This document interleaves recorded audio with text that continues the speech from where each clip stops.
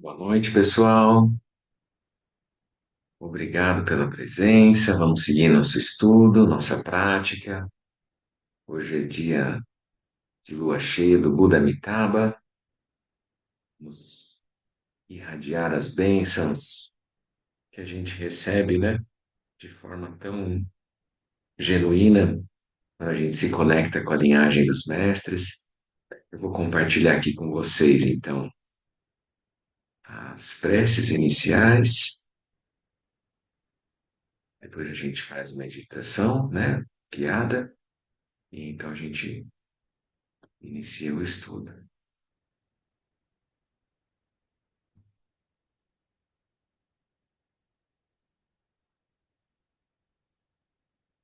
Om Jai Jai Jansa Emang Yesa Dong Lan Ya Tseng Cho Ji No Dru Ne Emang Ne Jesus Dra Corna Candro Mande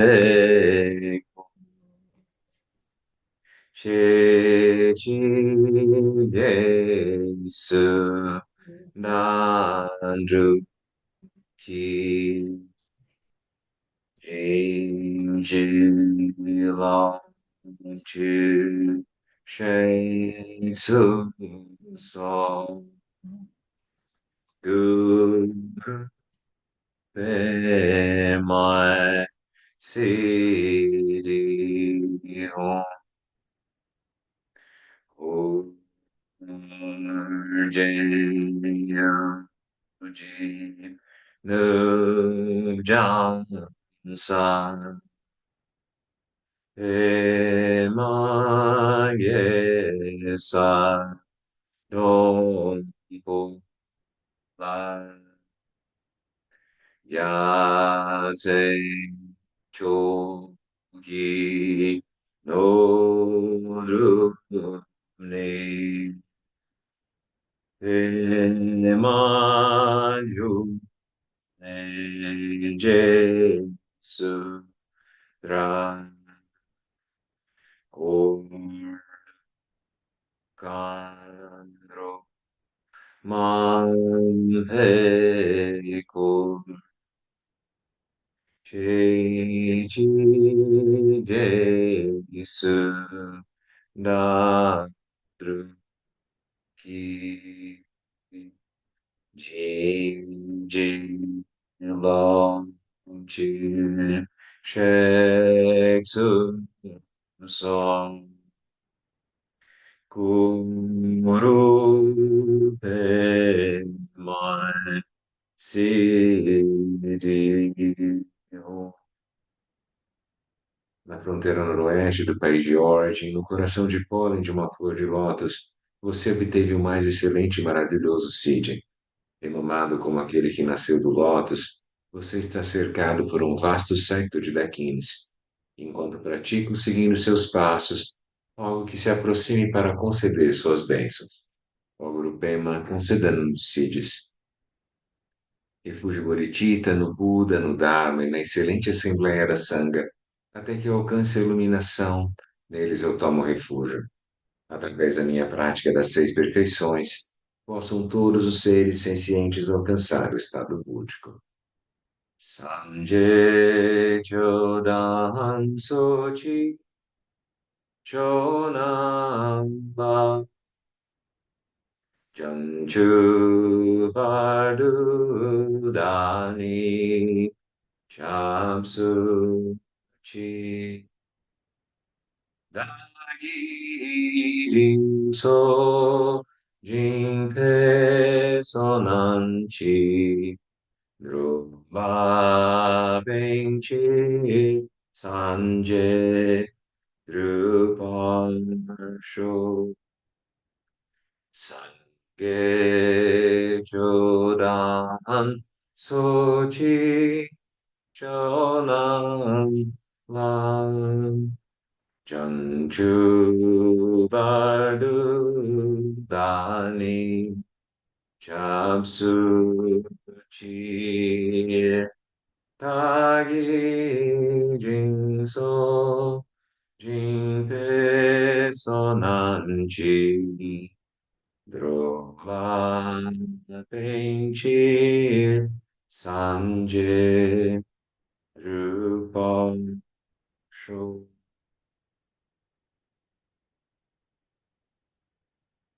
Om Gate Gate Ragate Parasangate Oji So Om Gate Gate Parangate Parasangate Oji Soham Gate Gate Parangate Parasangate Oji Soham Om Gate Gate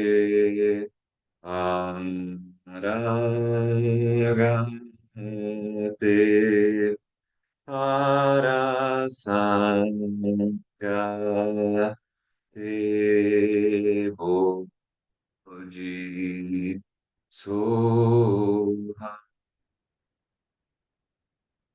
Om Gate Te Paragate Parasangate Ojirso Om Gate Gate Arang Te Arasam Gate Oji So.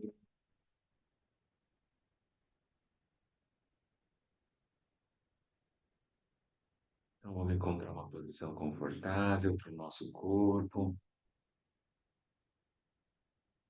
Tenta manter a coluna ereta.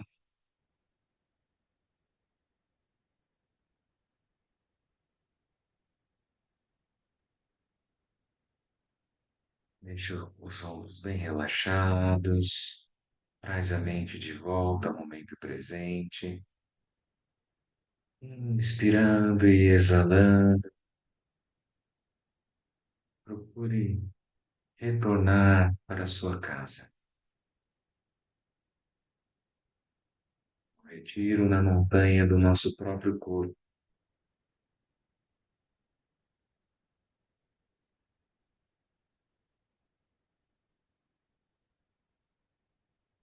A respiração serve como base para nos centrar a atenção, relaxar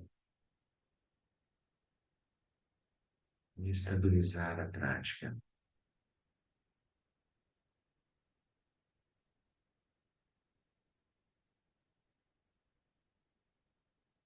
Tente trazer uma qualidade de mente bem solta, relaxada, sem críticas, julgamentos.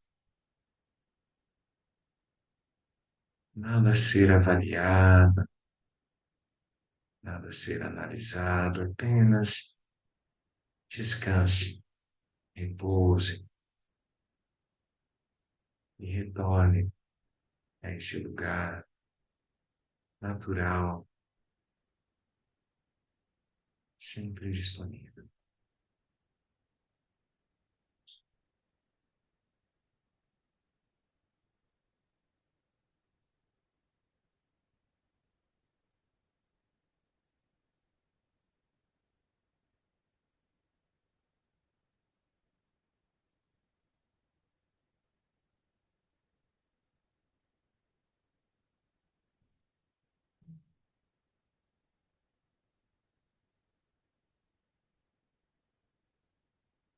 Esse que se perceber que a mente se distraiu, retome o foco. Retornar é a nossa prática, momento a momento, mantendo a qualidade do relaxamento e da vivacidade, a clareza na mente.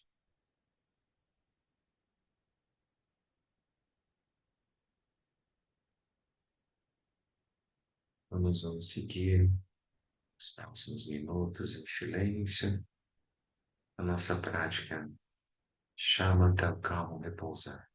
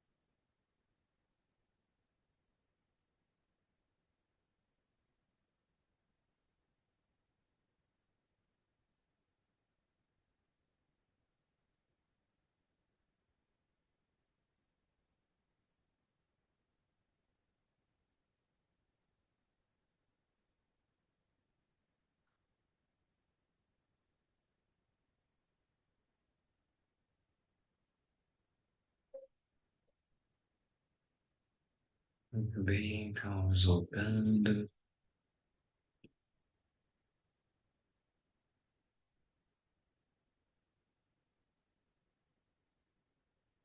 Alguém tem alguma pergunta, comentário da prática, de silêncio? Então, a gente fez 10 minutos de shamatha e sempre como eu procuro dizer assim, sempre façam práticas, né? Um pouquinho de silêncio que a gente faz, a qualidade da nossa mente muda e fica mais receptiva, mais aberta, vai ter mais claridade, né? Clareza para discernir sobre os ensinamentos, né? Muito bem, então vamos seguir na nossa prática, nossa leitura. A gente está fazendo estudo do livro da Roda da Vida, como caminho para a lucidez. Muito bem, nós estamos na página 108. A gente começou na semana passada o capítulo 4, Perfeição da Sabedoria, Prajna Paramita. E a gente foi aqui, então, hoje, paramos nesse ponto. Cherenzik e os cinco skandhas. Cherenzik, o Avalokiteshvara, né, o Buda da compaixão, e os cinco skandhas, ou cinco agregados, quando a gente traduz, forma, sensação, percepção, formação mental, consciência. Ele vai agora descortinar isso, né, de uma maneira mais gradativa aqui. Presente no mundo condicionado dos seres humanos, Cherenzik conversa com Shariputra. Shariputra era o aluno mais próximo do Buda, né? Que tinha mais capacidade intelectual, né, de compreender os ensinamentos, de estar junto ali, né, dos discípulos mais antigos, veteranos, vamos dizer assim. Presente no mundo condicionado dos seres humanos, Cherenzi conversa com Shariputra. O Prajnaparamita começa nesse encontro. O Buda Shakyamuni está sentado, praticando a grande iluminação. Cherenzi, o Avalokitesvara, está ouvindo o que as pessoas falam. Em certo momento se dá conta, é isso. Não importa o que falem, as pessoas referem-se sempre aos cinco skandhas. Elas dão realidade e solidez aos cinco skandhas, e com isso dão solidez às suas experiências e sonhos como se fossem reais. Terenzig vê que tomamos como sólidas as experiências de forma, sensação, percepção, estruturas internas, né, ou formações mentais, identidades ou consciência dual, né? Os cinco skandhas. Tudo gira em torno das ações de corpo, fala e mente, baseadas nesses cinco elementos de nossa consciência. Olhando para todas as construções a partir da perspectiva de lucidez, de Rigpa, a sabedoria primordial, Cserenzig diz: forma não é sólida, a forma é vacuidade. Todas as formas são expressões da vacuidade original, surgem dela e retornam a ela, brotam da luminosidade presente na vacuidade. Do mesmo modo, todas as sensações são manifestações da luminosidade e vacuidade. E também as estruturas internas, as percepções, são manifestações disso. E todas as consciências e identidades também são manifestações dessa fonte inesgotável, sendo manifestações da vacuidade, não são grades de prisão, não são paredes, não têm rigidez, não exercem limites, são expressões da liberdade original, mas não a limitam.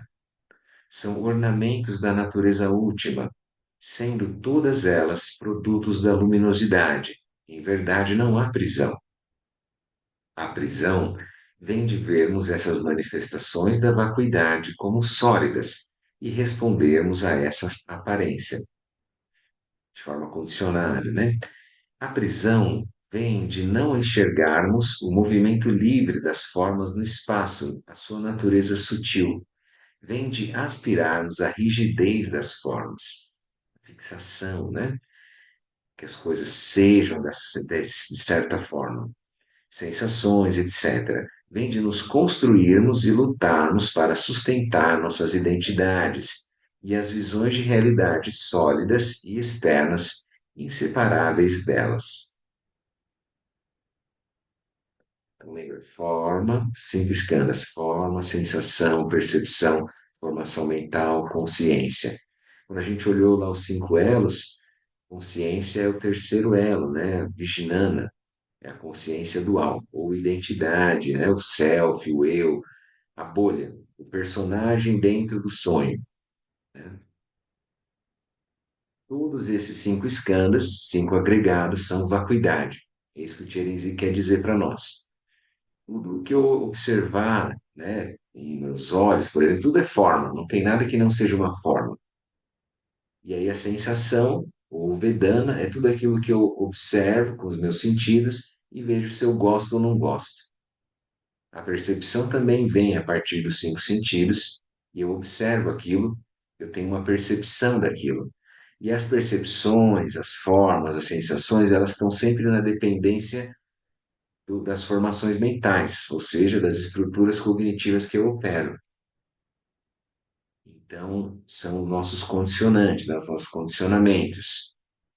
E aí a gente vai olhar lá nos 12 elos, tem a vidya, a inseparatividade, o primeiro elo, na verdade, a separatividade, né? A sensação de dualidade, de objeto e sujeito, e aí depois vem samskaras, que são marcas mentais. Então, esses samskaras, marcas mentais, são essas estruturas que a gente está falando aqui, quando fala dos cinco skandhas. Referenciais, que eu adoto e que eu julgo como fixo, real, sólido, final. E é isso que ele está dizendo para nós aqui, ó.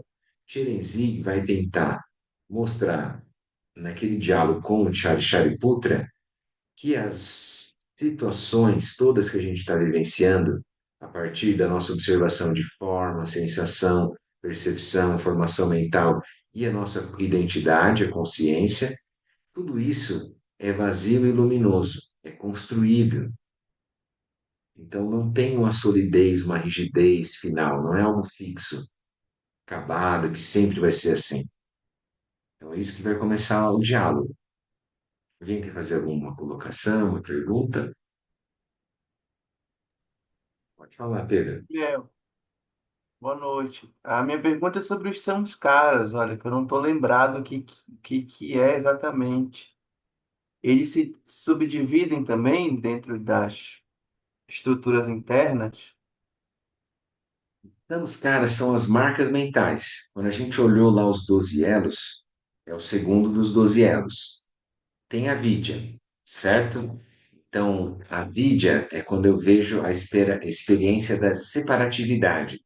Lembra lá do cubo, né? O exemplo do lama, tá? Depois, quando eu tenho essa sensação, surgem, então, como é que eu vou dizer assim? Marcas disponíveis, que são as marcas mentais. Daí a imagem é aquela do oleiro, lembra? Isso. Daí o oleiro, são os caras, está lá na página 47. O que que ele vai dizer então para nós? Essas marcas mentais, ou seja, condicionamentos, eles são, vamos dizer assim, também uma liberdade de escolher, sabe, Pedro? Isso é importante.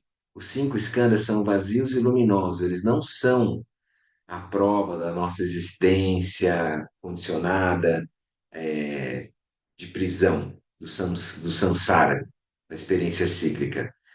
Quando Tcherenzig põe a luz sobre esse tema, o que ele está querendo dizer? Ele está mostrando, está revelando para nós que esses cinco skandhas, que é o que vai dar substancialidade à nossa experiência, ele é vazio e luminoso. Então, como ele vai falar ali, é como se fosse surge da vacuidade original e aí dissolve para ela. Lembra lá da imagem, né, do mar, do oceano, surge como uma onda e dissolve. É como o pensamento, que surge na tela da mente e se dissolve também. Então, todas as experiências têm essa mesma qualidade, esse mesmo modo de operar, né, o modus operandi, mesmo modo de ser das coisas. Eu vou olhar os cinco skandhas e eu vou ter que treinar o meu olhar para perceber que ele é vazio e luminoso. Porque por enquanto eu olho e eu acho que aquilo é sólido, né? Então esse que vai ser o nosso ponto. Daí, o que o Lama está descrevendo aqui agora nesse capítulo é o Sutra do Coração. Mais para frente a gente vai ver o mantra, que foi o que eu fiz agora no começo, né? O Gate Gate Paragate Parasangate Bodhisattva, que é atravesse, atravesse para outra margem, atravesse com segurança para outra margem. Sair do sofrimento, da confusão, da dualidade para a liberação. E é isso que nós estamos querendo ver, a nata, né? A não dualidade dos fenômenos. Isso é todo um trajeto agora que nós vamos ver, tá bom? Então eu vou dar sequência aqui, daí qualquer coisa vai me falando aí, Pedro. Tá bom, pessoal também? 109 a página, As Quatro Montanhas: Nascimento, Vida, Decrepitude e Morte. Então, no budismo tem essa imagem, né? O Lama vai descrever aqui para nós.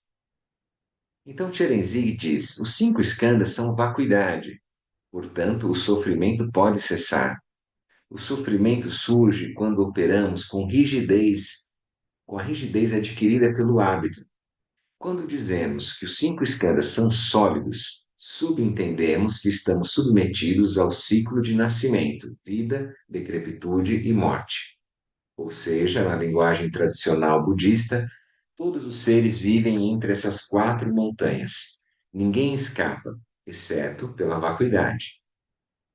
Compreensão, né, a lucidez, o insight do que é a natureza dos fenômenos, né, que é a vacuidade. As montanhas do nascimento, vida, decrepitude e morte são construídas por forma, sensações, sensação, percepção, formação mental e consciência, diz Tierenzin, os cinco skandhas. Não há nada no nascimento, vida, decrepitude e morte que não seja construído pelos cinco skandhas. Se os cinco skandhas são vacuidade, podemos atravessar livremente as quatro montanhas, pois elas são manifestações dos cinco skandhas. Elas não têm solidez. A natureza ilimitada não está presa nem pelos cinco skandhas, nem pelas quatro montanhas. Por isso, o sofrimento pode ser eliminado. Então, lembra, há o sofrimento, primeira nova verdade, o sofrimento tem causas, segunda nova verdade, que é a fixação, né? Os fenômenos serem rígidos, construídos de uma forma acabada, final, e a terceira nova verdade é uma cessação, é possível cessar aquilo. A quarta nova verdade é o caminho que a gente está trilhando. Então, aí vem na página 110, início do diálogo do Sutra do Coração. O Sutra do Coração é o diálogo entre um monge chamado Shariputra e Tcherenzig, que, por compaixão pelos seres, assumiu uma forma humana. Movido pela presença do Buda Shakyamuni em meditação, Shariputra pergunta a Tcherenzig, como se ele tivesse inspirado pelo Buda, né? Como homens e mulheres bons e piedosos que tenham desenvolvido qualidades elevadas podem praticar a perfeição da sabedoria?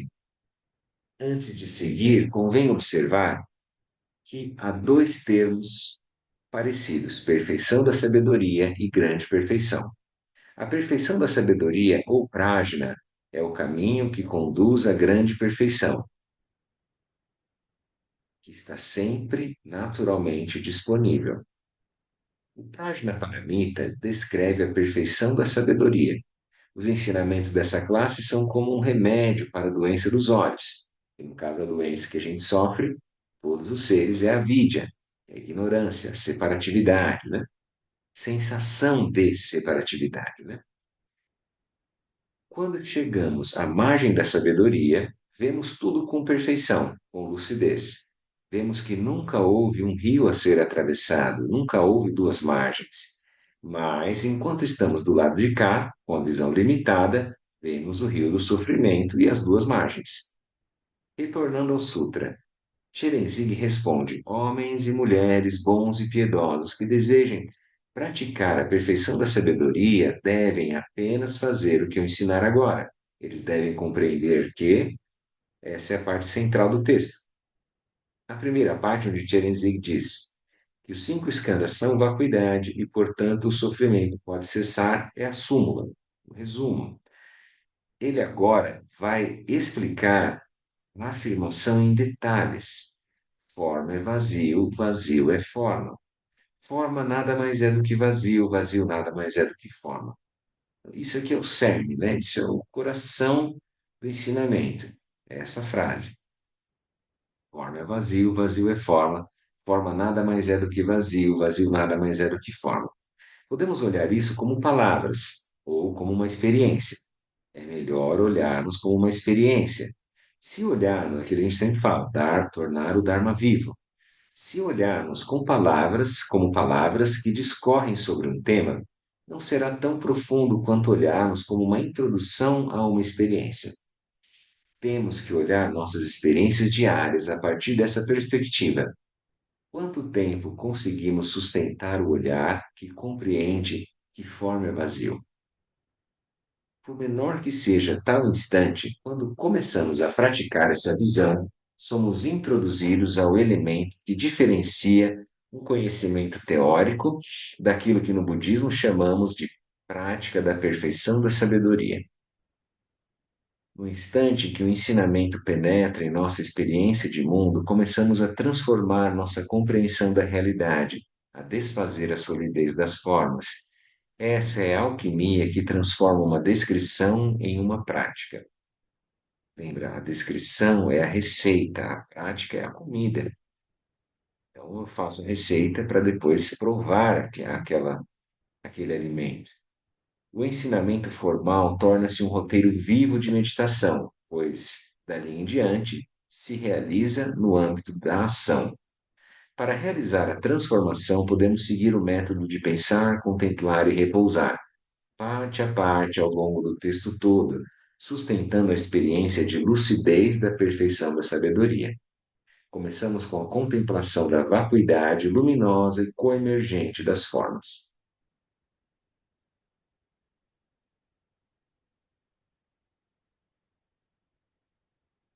No instante em que o ensinamento penetra em nossa experiência de mundo, começamos a transformar nossa compreensão da realidade, a desfazer a solidez das formas. Quando eu falo solidez das formas, aqui o Lama traz, das formas, das sensações, das percepções, das formações mentais e da identidade, da consciência. Eu tenho que dissolver essa experiência de solidez. Essa é a alquimia que transforma uma descrição em uma prática. Então, eu tenho que pegar o sutra, compreender ele na minha experiência, tornar aquela frase aquilo que eu estou enxergando, aquilo que eu estou vivenciando. Do tipo, forma é vazio, vazio é forma. O que que isso quer dizer no meu dia a dia? Eu posso dizer aqui, sensação é vazio, vazio é sensação. Aí eu posso dizer, percepção é vazio, vazio é percepção. Formações mentais é vazio, vazio é formações mentais. Identidade é vazio, vazio é identidade, ou consciência dual. Ele está mostrando para nós que não há separação entre vazio e luminoso, o mesmo aspecto conjunto. Então, quando eu vejo, por exemplo, o meu corpo, quando eu vejo meus pensamentos, a minha experiência do dia a dia, eu tenho que observar que aquilo é vazio e aquilo é luminoso. Assim começa o Sutra do Coração. Vou dar um exemplo bem banal, num retiro, assim. E daí eu estava fazendo práticas no retiro, e aí a gente vai treinando várias vezes olhar os fenômenos e ver a coemergência em todos os fenômenos. Daí, num certo instante, eu olhei, depois que a gente já tinha saído, terminado a prática formal, a gente estava em 3 ou 4 pessoas lá na casinha, lá no Lotus, lá em Viamão, isso lá 2010, por aí. Daí as pessoas, alguém tinha tirado o pano de prato do lugar que ele deveria ficar. Eu acho que eu já até citei esse exemplo. E aí ele ficou solto num lugar que não era o lugar, o preguinho do pano de prato. Eu estou descrevendo para vocês o que, que é uma bolha de realidade, uma forma. Eu olho o pano de prato, E aí eu penso que ele opera de uma certa maneira. Vocês entendem? Porque na minha perspectiva, no meu referencial, meus samskaras lá, minhas estruturas cognitivas é assim. Você tem um pano de prato, você pendure ele, não deixa ele solto, amassado, embolorando, sei lá o quê. Não quer dizer que isso é uma verdade final absoluta cósmica, certo? Que outra pessoa pode pensar de uma outra forma, ou pode esquecer. Não dá para saber. A questão maior é que na hora eu consegui perceber o impulso de construir aquela experiência como real, verdadeira, sólida, entendeu? E aí já vem só o que que é isso? Como assim? Vamos manter o ambiente organizado. Dá para entender, pessoal? E o que é a vacuidade disso, assim? É que a gente olha aquilo e fala: quem falou que precisa ficar naquele lugar, o pano de prata? Dá para entender? Aí você vai ter que começar a olhar para todas as experiências. E assim, o grande ponto é a gente ver que aquilo é coemergente. Se eu não perceber que é coemergente, daí parece que aquilo é sólido, real e fora, que não é a mente que está vendo ela mesma, né? Vamos seguir aqui com o Lama, então. Página 112, ele vai dar, então, agora quatro exemplos. Um objeto imaginado, depois vai ser uma figura gráfica, depois vai ser um objeto tridimensional e depois vai ser uma pessoa. Esses são quatro exemplos para a gente treinar a visão da vacuidade, da coemergência. Não podemos iniciar pela observação de um objeto imaginário qualquer. Não importa qual o objeto imaginado, temos que nos dar conta de que, por ser imaginado, é em nossa mente que ele está. Certo, né? Isso aqui está óbvio, né? Então, podemos produzir uma esfera, um cubo, um rosto de um amigo, a nossa casa, a porta da geladeira. Importa perceber quem produz a imagem. Se produzimos, vemos. Se vemos, vemos com a mente. Com o que mais veríamos se não com a mente? Então, a mente vê a mente. Ó, essa frase é essencial que o Lama está trazendo para nós. Todo mundo consegue imaginar algum objeto? Imaginem um objeto. Para um instantinho e imagine um objeto. Lembra, a gente deu aquele exemplo da esfera. Lembra da esfera dourada? Imagina a esfera dourada. Todo mundo consegue ver a esfera com a sua mente? O que está vendo se a esfera não está na frente do olho? Quem vê a esfera? A mente. E a própria mente produziu a esfera. Ela não está em outro espaço que não no espaço mental, certo? Então a mente vê a própria mente.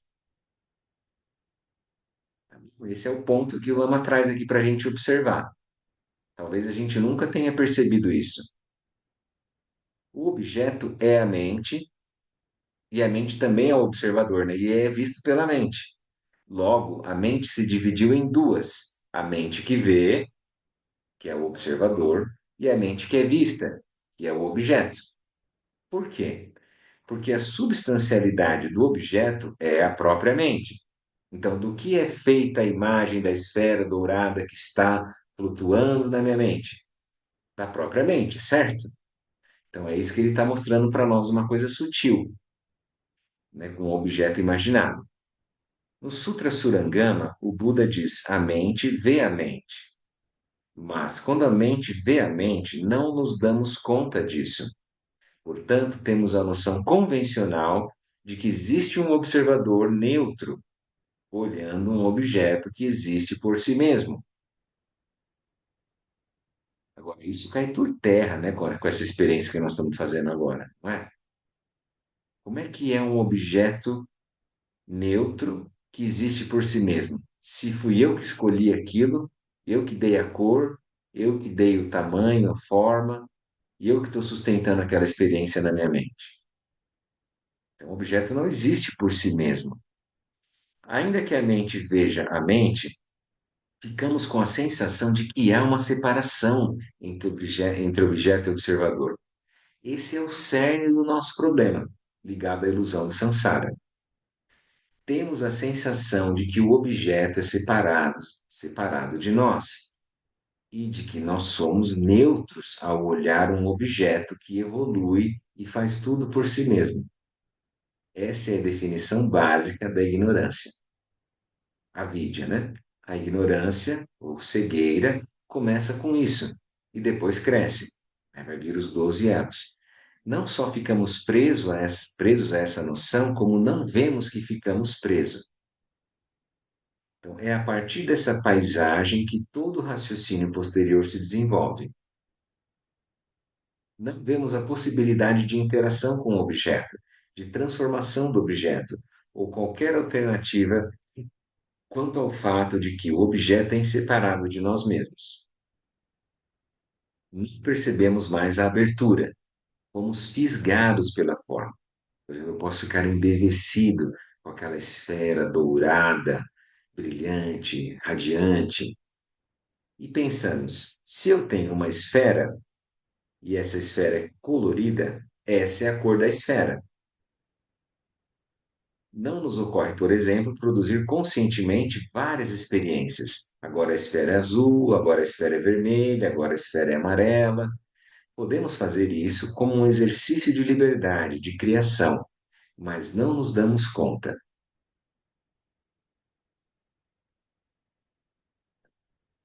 Depois de pensar sobre isso, agora na página 113, seguimos para a etapa da contemplação.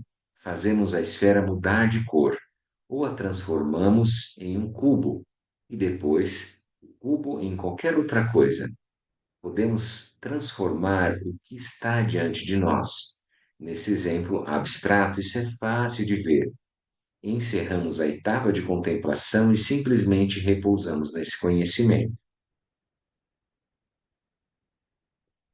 Ainda que a mente veja a mente, ficamos com a sensação de que há uma separação entre objeto e observador. Esse é o cerne do nosso problema ligado à ilusão do samsara. Então vamos fazer um pouquinho da prática aqui. Procura encontrar aí uma posição confortável. A gente vai. Isso é o pensar, contemplar, repousar, esse método, né? A gente leu o que o Lama estava propondo. Cognitivamente a gente compreendeu aquilo. Quem não estava dormindo, viajando, né? Quem estava prestando atenção, entendeu. Aqui que nós estamos fazendo agora? Agora a gente vai encontrar exemplos, que é o segundo passo. O pensar são os ensinamentos, o segundo passo, contemplar, é evocar exemplos. Então vai lá, ó. A gente estava, vamos relaxar, faz uma respiração profunda. Lembra que a gente estava treinando na observação da própria mente. A mente vendo a própria mente. Vai gerar, então, esse objeto imaginado, que pode ser, por exemplo, a esfera. Observa na sua mente, na tela mental, a esfera. Pode ser dourada, prateada, da cor que lhe aprouver. Veja agora a esfera aumentando de tamanho, reduzindo de tamanho, pulsando, brilhando, girando no sentido horário, no sentido anti-horário. Tudo isso você consegue visualizar com sua mente.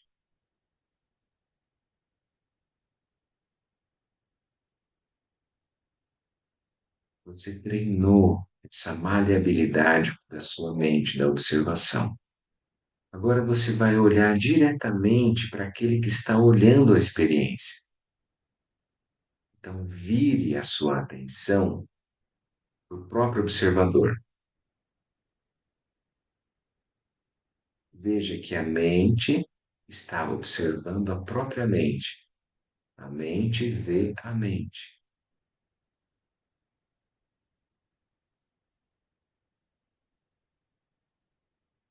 Não há uma separação real entre o objeto e o observador. Há uma sensação de separatividade e, por liberdade, nós temos essa sensação de distância entre aquilo que observa e aquilo que é observado. Agora, observe diretamente. O objeto, ele é feito de algo diferente, de outra substância, e não da própria mente que observa.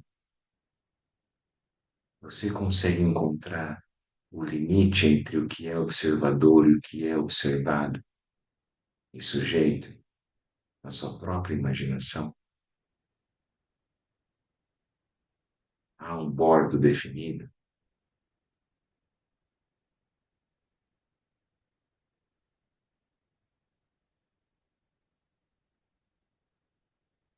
Uma vez tendo feito essa contemplação, nós passamos para a terceira etapa da prática do método pensar, contemplar, repousar, onde simplesmente repousamos.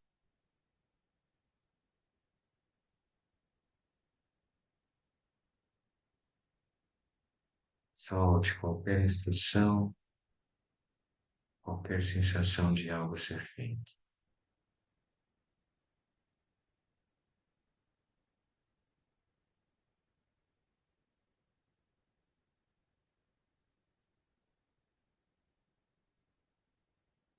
Muito bem, pessoal. O que vocês sentiram? Vocês contem, quem quiser contar, né?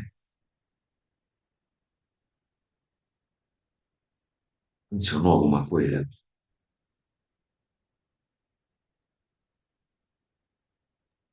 Gabriel, Amanda?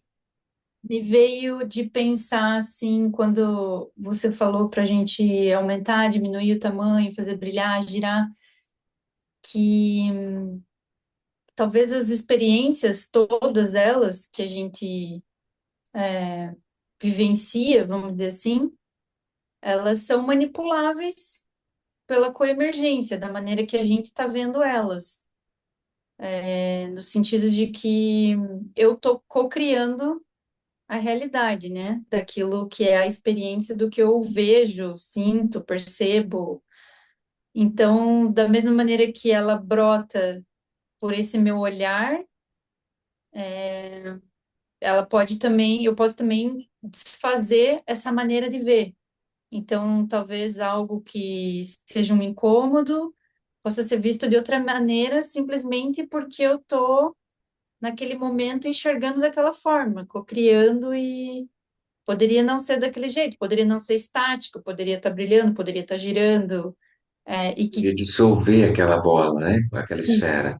Qualquer coisa, isso mesmo, Dani, está perfeita. A gente cocria a experiência e a liberdade dá essa possibilidade de escolher outros referenciais. Eu não preciso sustentar aquela experiência.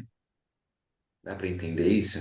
Então é isso que os mestres fazem. Eles repousam em Rigpa, na experiência da natureza primordial, e aí eles observam, conforme aquilo que está surgindo com coemergência, o que é mais favorável ou não. Então, por liberdade, ele pode construir ou dissolver aquela experiência. mas deixa eu te perguntar uma coisa, Gabriel. Quando ele fala assim no Prajna sobre, do mesmo modo, sensação, percepção, formação mental e consciência, como que você explica cada uma desses itens? Vamos dizer assim, sensação, eu estou falando de sensações mesmo de tato, olfato, paladar, é isso? E aí, o que que então difere de percepção? É a maneira que eu E a vejo? percepção é mais isso, a percepção já é mais sutil, é mais mental, né? Tá. Mas e Aquilo que daí, eu como é que percebo. Por exemplo, ó, eu posso ter inúmeras sensações, na verdade, o nosso corpo tem inúmeras sensações, mas eu não percebo todas elas. Eu tenho um filtro, tipo, cinco escandas a gente está falando, né? isso, dos cinco escândalos, os cinco agregados. Por exemplo, vamos colocar assim, o exemplo da forma. A forma é o nosso corpo, por exemplo, ele é uma forma, certo? O nosso corpo produz sensações, certo? ao encontro com os objetos, com as experiências, né? As sensações vêm dos cinco sentidos. Nosso corpo está toda hora exposto e recebendo inúmeras, vamos dizer assim, sensações, certo? Uhum. Porém, não são todas que eu observo. Algumas eu filtro e eu percebo. Tá. Então, isso Agora, seria. se eu falar para você, para todo mundo, perceba onde você está sentado. Agora você vai começar a sentir lá os seus isquios, vai ver como é que está a tua coluna. Então, eu direciono a mente para construir a experiência. Então, aonde eu colocar a minha atenção é aonde vai vir a experiência, Uhum. entendeu? Daí, então, forma o corpo, sensações, tato, por exemplo, a gente está falando do tato. Antes eu não estava percebendo a minha perna, que eu estava sentado, como é que eu estava. Agora eu estou percebendo. Então, a sensação, eu liguei ela, vamos dizer assim. Uhum. E aí vem a percepção dela. Então, aquilo eu posso falar se eu gosto ou não gosto daquilo. Indo, vamos dizer assim, eu vou aumentando, vou tornando a experiência cada vez mais complexa. E aí, da onde vem isso? Vem das minhas estruturas kármicas, meus samskaras, marcas mentais ou condicionantes. Vamos dizer assim, a gente tem o Alaya Vijnana, que é o depósito de consciências. Todas as possibilidades, numa linguagem acadêmica ocidental, seria como Jung descreve o inconsciente coletivo. Daí eu posso escolher dentro daquilo algo que eu vá me fixar, entendeu? São meus referenciais. Desses referenciais, aí eu olho para aquelas experiências e eu construo se aquilo eu gosto ou não gosto. Isso é E a isso forma. tudo forma a sensação de uma identidade. Eu sou a identidade, entende? Eu sou um eu separado, eu tenho essa sensação, entende? Parece que o eu também é uma coisa separada, assim, do corpo, da sensação, da percepção, da formação mental, entende? Mas, na verdade, os cinco skandhas, eles são a mesma experiência de bolha. Se a gente for olhar com a natureza primordial, eles não estão separados, entende? É a mesma coisa quando a gente fala dos cinco lungs. Lembra quando a gente fazia a prática dos cinco lungs? Ah, eu falo agora, vamos olhar o elemento terra, vamos olhar o elemento água, elemento fogo, elemento ar, elemento espaço, né, o éter. Daí, todos os elementos parece que eles são separados quando eu descrevo assim. Mas, na verdade, é o mesmo lung, a mesma energia primordial, energia vital, como a gente quiser chamar. E é a mesma coisa para os cinco skandhas.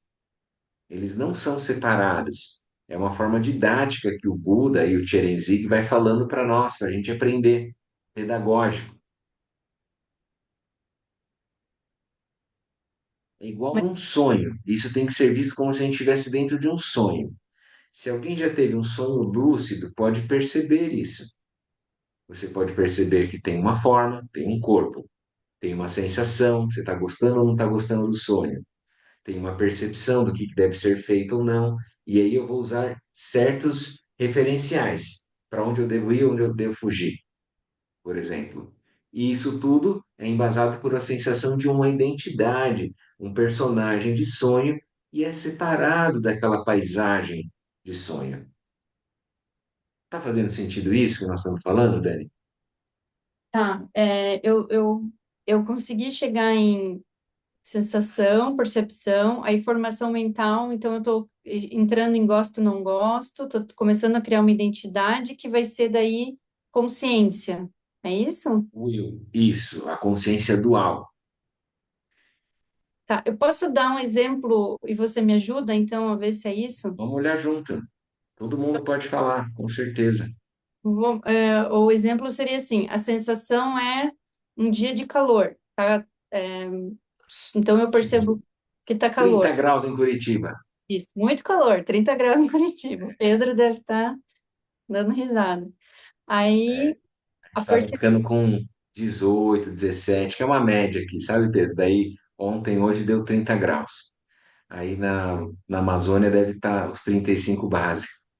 Não, gente, mas um dos piores verões da minha vida foi em Porto Alegre, né? Então, o verão no Exatamente. sul é cruel. Tá certo. Então vamos lá no exemplo, Dani. Tá calor, vamos lá. Ah, sensação, tá calor, é, né? Então a sensação de calor. Aí a percepção é suor, Isso pode ser. Você sempre pensa assim, Dani, ó, isso que você está falando já é um viés, dá para entender? Você está escolhendo um recorte da realidade. Pode ser que a pessoa não pense nisso. Pode ser. isso, eu quero chegar nisso. Então, Isso. aí a formação Aham. mental, para mim, no meu caso, não gosto, não gosto. Isso. É Essa um sensação. desconforto. Não Isso. estou acostumado com esse tipo de isso. É isso mesmo. Então, a minha formação mental é de que não gosto, apego, né? Desejo e apego.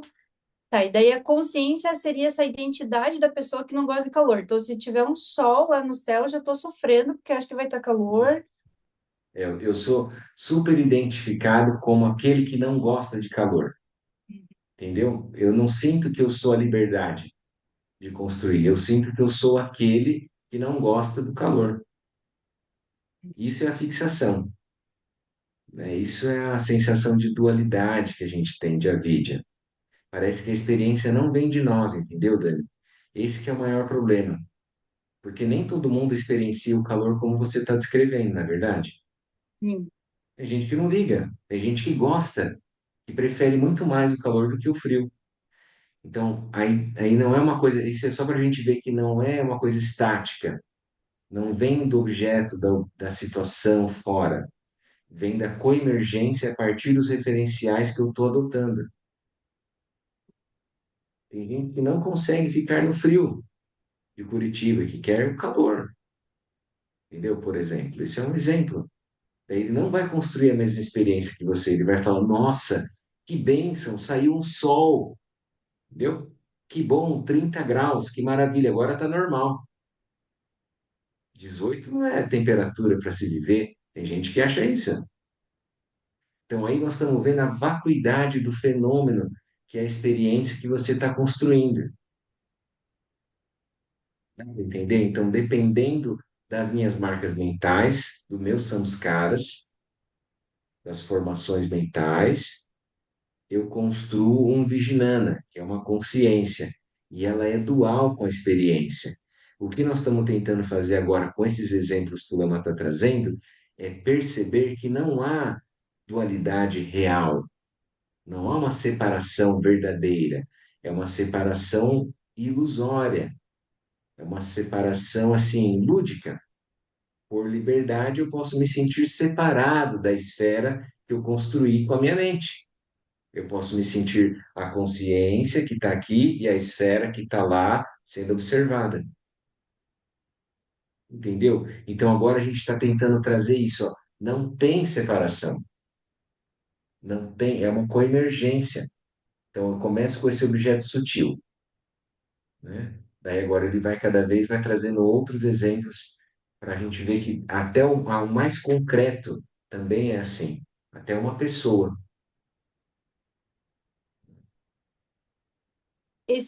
assim, Gabriel, esse exemplo que ele é bem real para mim, na minha experiência de apego a essa identidade do calor, mesmo que, por exemplo, eu passe mal, tipo, minha pressão baixa, que é algo físico e real, vamos Que é dizer. objetivo, não é assim? A gente olha para os fenômenos materiais e a gente acha isso é a visão da ciência, né? É o materialismo científico, é a filosofia natural. Então parece que os dados são reais, verdadeiros, sólidos, finais. Aí eu não estou vendo a vacuidade, porque também a pressão arterial também é uma construção arbitrária. Você entendeu? Alguém pegou uma coluna de milímetros de mercúrio e colocou junto com uma outra pessoa. A maioria fica ali entre 12 por 8, 120 por 80 e assim vai, entendeu? Tudo isso é uma construção. Quando eu tento tornar isso real, sólido, como algo objetificado, que é verdadeiro, daí isso eu tô reificando a dualidade. Por isso que a gente precisa dissolver essa sensação que muitas vezes a ciência, a filosofia natural, né, o materialismo científico dá para nós. É como se fosse assim, a realidade é essa, ela está posta. Porque é como Mas se fosse. isso também, então, por exemplo, uma dor, que eu posso dizer que a dor é verdadeira, é real, sólida, mas a dor também é uma interpretação kármica daquela experiência. Quando eu nomeio dor, entendeu? Se eu for olhar com o olho da ciência, eu vou falar, tá tendo alguns receptores que estão sendo estimulados e que aquilo está gerando uma certa resposta fisiológica, que não necessariamente é dor. Dor é uma forma como eu descrevo aquela experiência fisiológica. E vai variar de pessoa para pessoa, a percepção. Vai ser de uma forma, vai construir de um jeito.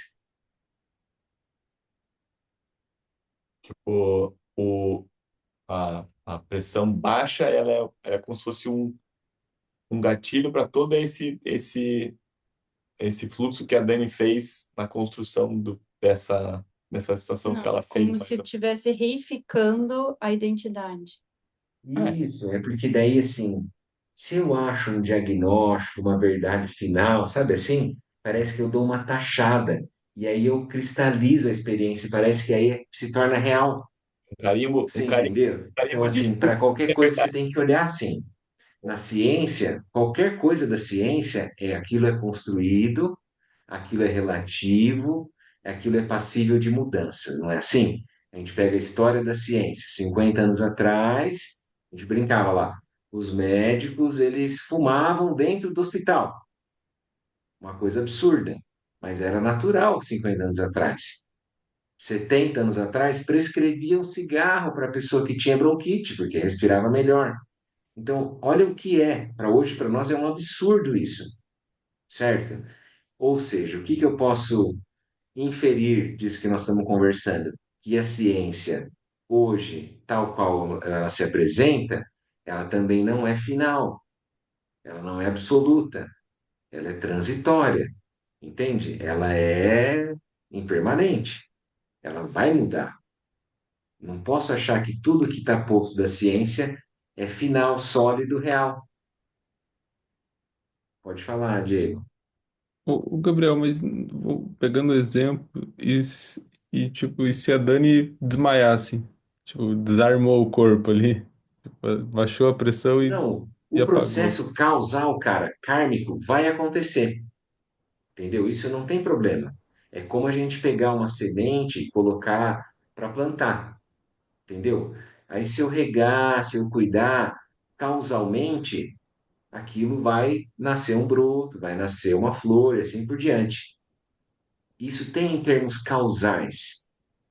Você entende isso? Mas nós estamos querendo dizer que isso não é uma coisa final. É esse que é o ponto. Como é que o sino, lembra o exemplo do sino lá? O sino não é um sino de forma absoluta, ele é um sino de forma convencional, relativa. É a mesma coisa a experiência nossa com o nosso corpo. Mas é difícil de falar isso, sabe, Diego? Porque parece que é verdadeiro, é real, sólido, final, assim, né? É a mesma coisa, cara. Você imagina assim, ó, se o Einstein nunca tivesse negado a física clássica lá do Newton, entendeu? O Bohr também não tivesse negado aquilo, se ele nunca tivesse ido além daquilo, porque aquilo é verdadeiro, como assim? Caiu a maçã na cabeça? É a lei da gravitação universal, isso é real, isso é sólido, final. Mas aí tudo que foi avançado depois teve que ir além daquela constatação. Dá para entender? Então, isso que a gente está dizendo que a ciência é útil, ela descreve os fenômenos, mas dentro de uma base que já é condicionada. Eu tenho uma pergunta também, quando for para o Chile. Oi, Fred. Boa noite a todos. Isso que nós estamos tocando agora é extremamente profundo. Eu vou tocar numa dúvida que dialoga paralelamente a isso que foi falado hoje também no nosso estudo. Eu tenho buscado praticar diariamente, então eu começo assim, no sentido formal, faço as minhas preces, da motivação correta, por que que eu estou ali. Aí depois eu vou pro Shamatha, aí depois para o Metta Bhavana, aí depois eu posso invocar mantras, ou mantras podem vir no meio, ou até no primeiro momento.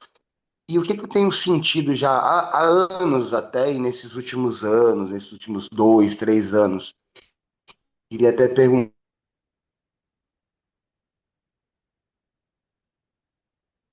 Você está me ouvindo? Ele travou. falhou agora? Agora foi. Voltou. Foi. Então, continuando, sobre a prática de meditação, né? Eu tenho tentado praticar diariamente preces, shamatha, shamatha impura, shamatha pura, metta bhavana, mantras. E eu tenho sentido uma coisa há alguns anos que é uma dúvida que eu tenho. No sentido, na sentido dessa prática, que Buda mesmo diz que é uma prática artificial, que nos ajuda no barco do Pajnaparamita, tratando ela nesse sentido, de mesmo a artificialidade dela. Mas quando eu tento imaginar, né, essas dicas que os mestres dão, imagine um objeto, mude a cor dele. Eu queria perguntar, a pergunta é a seguinte, e estendendo para o tutor, para o Gabriel, no sentido da prática dele.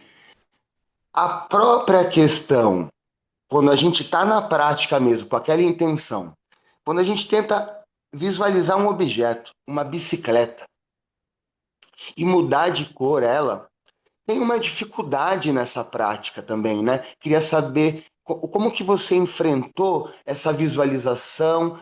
Por exemplo, a gente fica pensando, será que eu estou enxergando mesmo uma bola vermelha? Eu estou pensando nela, eu estou tentando colocá-la na minha frente e depois eu vou mudar para amarela. Mas eu confesso que não é tão nítido.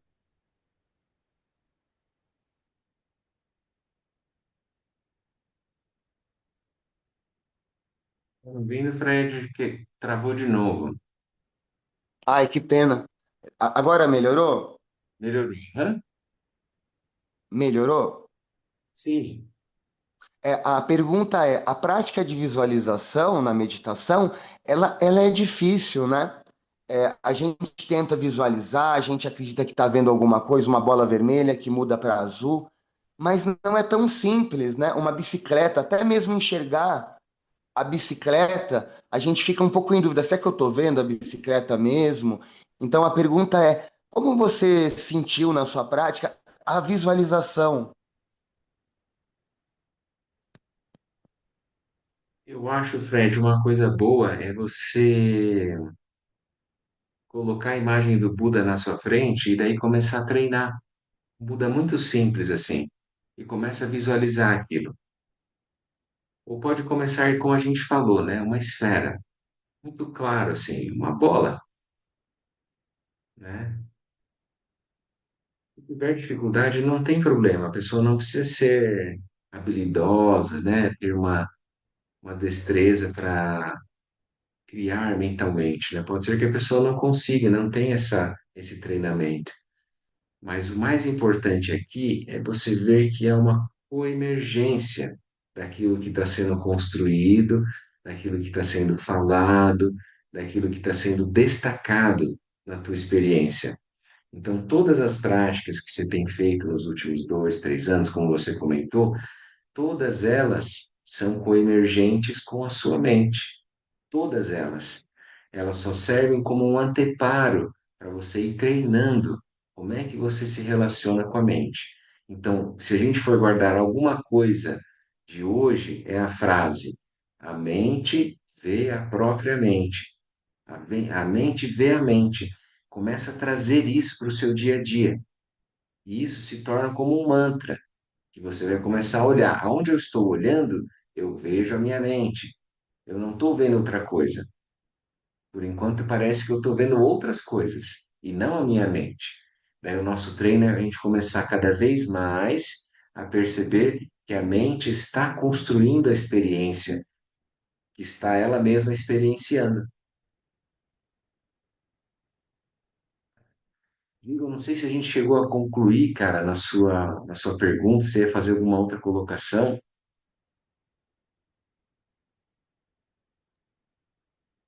Só comentei dessa questão mesmo da própria visualização, quando a gente está em prática, a gente vai praticar a meditação, os mantras, as preces. E quando eu visualizo, até no Metabhavana, né? Quando a gente precisa visualizar os seres. Mas essa pergunta mesmo da técnica, né, dessa visualização, mas eu entendi o mais importante é a gente estar de fato com essa mente que vê a mente no sentido de estar atento a essa construção, né? Mas eu fico um pouco, às vezes, um pouco frustrado da minha visualização não ser muito clara, né? Não ser muito clara. É mais uma sensação, é mais um sentimento, eu diria, talvez. Mas isso, Fred, tranquilo, você vai com calma, aos poucos, né? Talvez 5, 10, 15, 20 anos, ou 5, 10, 15, 20 vidas, vai vir bem claro a imagem do Guru Rinpoche, né? Tranquilo. Ai, ai. Obrigado, Fred, valeu. Ia perguntar para o Diego, não sei se você ia falar mais alguma coisa, Diego. Não, na verdade, quando eu falei do negócio de desmaiar, né? É porque, por mais que isso seja construído, o fato de você desmaiar é é uma causa real, né? O desmaio em si. Isso, cara, é igual à morte. A morte em si, ela é real, mas é real entre aspas. Você entende? O que que é o real? O real é um colapso dos elementos. E aquilo vai acontecer com todos nós, certo? A Certo. síncope, o desmaio é a mesma coisa, como se fosse uma morte curta. Isso, em termos convencionais, em termos relativos, é real. Tá posto, é verdade. Em termos absolutos, em termos, né, da natureza primordial, isso é ainda uma construção. É esse que é o ponto. Isso ainda é luminoso e vazio. Não é uma coisa verdadeira, sólida, final, num sentido absoluto, cósmico. Né? Como o Lama fala, então, a morte é como essa síncope, né? Esse desmaio, só que é prolongado, daí não tem volta nesse corpo, ela faz a mente seguir. Mas a mente primordial, ela está além dessa oscilação de nascimento e morte, Entendi. entendeu? Uhum.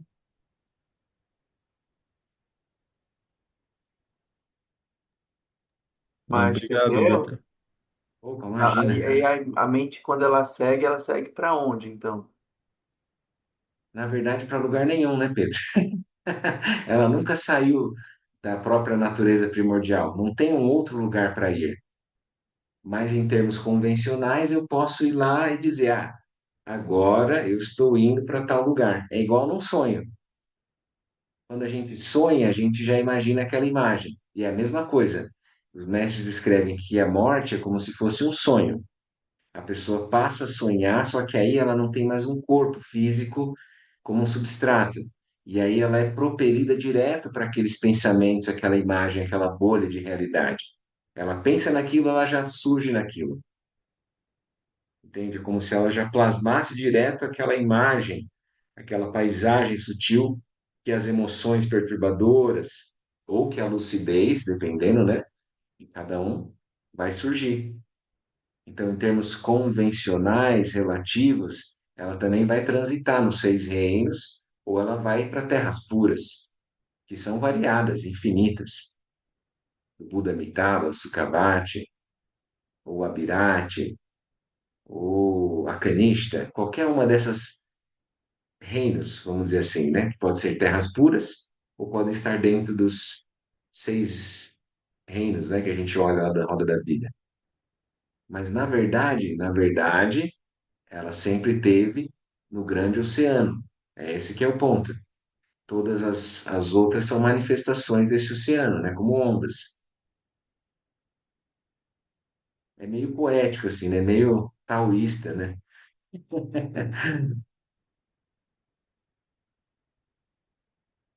É difícil, assim, porque eu acho que tem que entender um pouco eu estudar um pouco a cosmologia budista, né, também, para entender um pouco.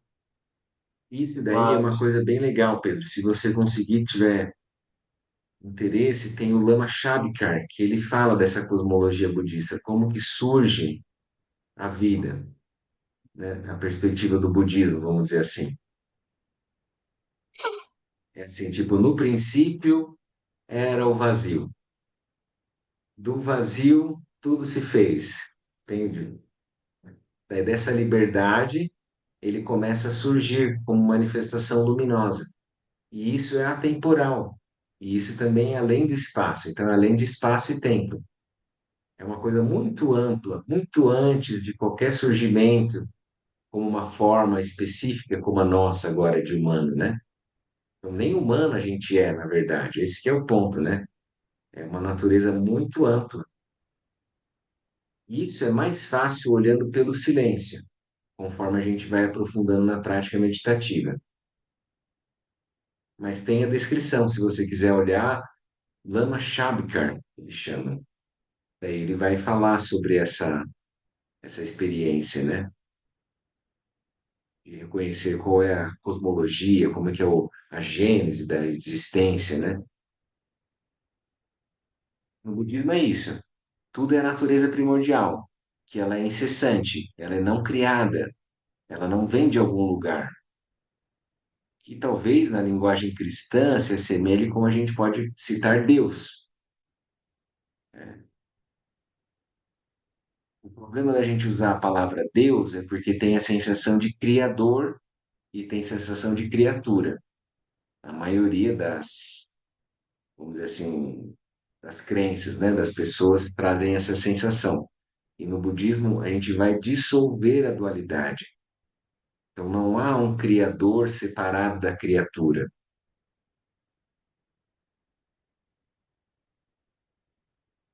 Por mais complexo que isso possa parecer, né? Como diria o Gilberto Gil, se eu sou algo incompreensível, meu Deus é mais, né? Até que nem tanto esotérico assim, né?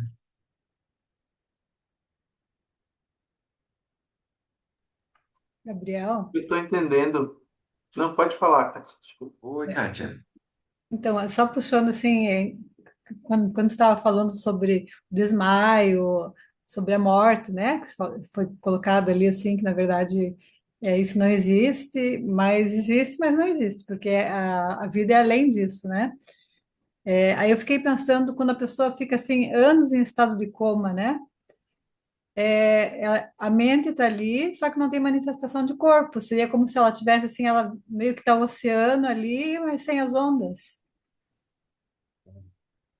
Depende também, porque na verdade o coma também é uma experiência que a gente olha daqui, entendeu? Mas a pessoa pode ter uma experiência muito distinta, muito diversa.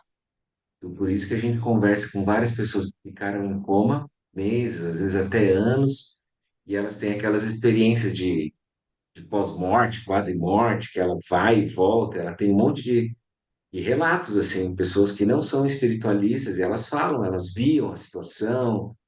Então, a mente vai depender do espectro kármico que a pessoa tá. Difícil que a mente fique em coma.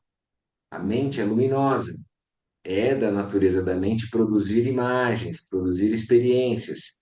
Então, pode ser que o corpo esteja em coma, mas a mente não. Então, ela não tem mais o filtro para traduzir, né? Como se fosse uma ferramenta para a mente sutil se expressar no mundo grosseiro, vamos dizer assim, né? Porque aquilo está interrompido. Mas, em termos sutis, a gente não sabe por onde está perambulando aquela mente, né? Aí vai depender do karma dela. Por isso que a gente segue fazendo prática, né? Quem está em coma, a gente faz as meditações, ou vai orar, a pessoa acreditava em Jesus, em Deus, seja o que for, você vai lá do lado, você ajuda, né? Fazendo uma oração para ajudar a mente dela a se conectar com essas paisagens mais positivas, né? Obrigada, Gabriel. Então vamos fazer a dedicação, pessoal.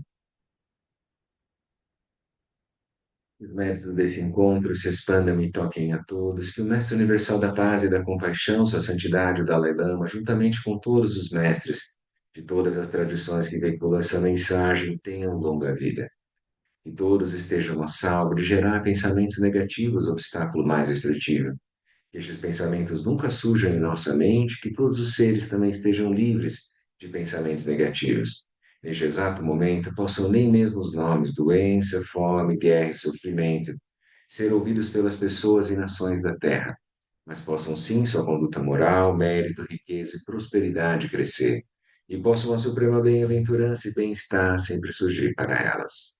Ganrira we kore jinkansu pandan de wamalu junwe ne shere si wan tenzin japsu we jape kao je bardu danger chi dong ju gong pe jing la pa po to dak so ne bro se we jesu me rin chen la me krutse ta te ne me jun tu che je donyo drusho pandan den wen ne jing po ten pa yuri ne padan Tenpa Zingpe Chebe Nangu Zen Jozen Danger Chi Dusum Sanje Kuru Rinpoche No Drugun Dade Wachen Poja Barche Kunsel Dodo Drako Sao Sola Dev So Jinji Lam Tu So Chi Nan Sangwe Barche Ji Wodan Sanpa Gunji Drupar Jinji Lo Umam Benzra Guru Pema Siddhi Ho Kengbo Chosuri Uche Zanling Sasun Cha Parbe